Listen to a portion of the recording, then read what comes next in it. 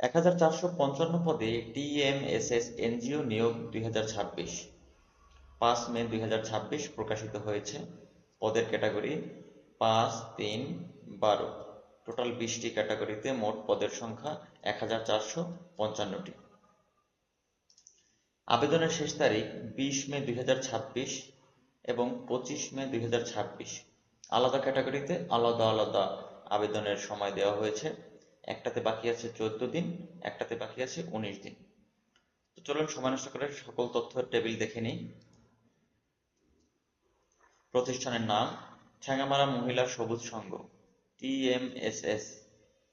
Job location posting এর উপর নির্ভর করবে। পদের ক্যাটাগরি 20টি, মোট শূন্য পদ 1455টি। চাকরির ধরন ফুল টাইম। চাকরির ক্যাটাগরি এনজিও চাকরি। জেন্ডার নারী পুরুষ উভয়ই আবেদন করতে পারবেন। শিক্ষাগত যোগ্যতা এসএসসি বা সমমান, এইচএসসি বা সমমান, স্নাতক বা সমমান, স্নাতকোত্তর বা সমমান এবং ফাজিল কামিল সম্পন্ন।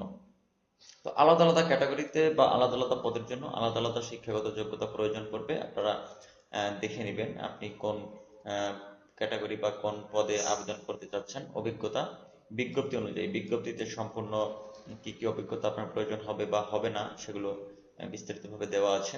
বেতন 29,400 থেকে 41,715 টাকা। অন্যান্য সুযোগ সুবিধা কোম্পানির পলিসি অনুযায়ী, কোম্পানির ইন্টারনাল বিষয় এগুলো। বিজ্ঞপ্তির সোর্স দৈনিক বাংলাদেশ প্রতিদিন, 26 এপ্রিল 2026 প্রকাশিত হয়েছে। আচ্ছা, আমরা যদি সম্পূর্ণ বিজ্ঞপ্তির ছবিটা দেখে নেই, এই যে সেখানে সম্পূর্ণ বিজ্ঞপ্তির ছবি দেওয়া আছে। আপনারা ভালোভাবে বিজ্ঞপ্তির ছবিটা দেখে নেবেন। দেখে আপনি কোন পদে কোন ক্যাটাগরিতে আবেদন করতে চান সেই আবেদন অনুযায়ী কি কি শিক্ষাগত যোগ্যতা লাগবে, তারপরে কি কি অভিজ্ঞতা লাগবে সেগুলো খুব সাবধানতার সহিত যাচাই বাছাই করে নেবেন। আবেদন করার নিয়ম সবকিছু এই বিজ্ঞপ্তিতে দেওয়া আছে। আপনারা ভালোভাবে চেক করে নেবেন।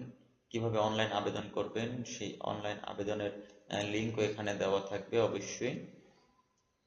অবশ্যই এখানে অনলাইন আবেদন করার লিঙ্ক আমরা ভিডিও ডেসক্রিপশনে এবং পিন কমেন্টে দিয়ে দেব, আপনারা চেক করে নেবেন।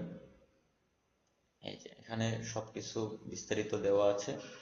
আবেদনের নিয়ম শর্তাবলী সবকিছু খুব গুরুত্ব সহকারে দেখে শুনে সাবধানতার সহিত সকল অরিজিনাল তথ্য দিয়ে আপনারা এটা ফিল আপ করবেন। পরবর্তী ভিডিও পর্যন্ত আমাদের সাথেই থাকবেন এবং অবশ্যই ভিডিওতে লাইক করে দিবেন এবং চ্যানেলটি সাবস্ক্রাইব করে দিবেন। ধন্যবাদ সবাইকে। আসসালামু আলাইকুম।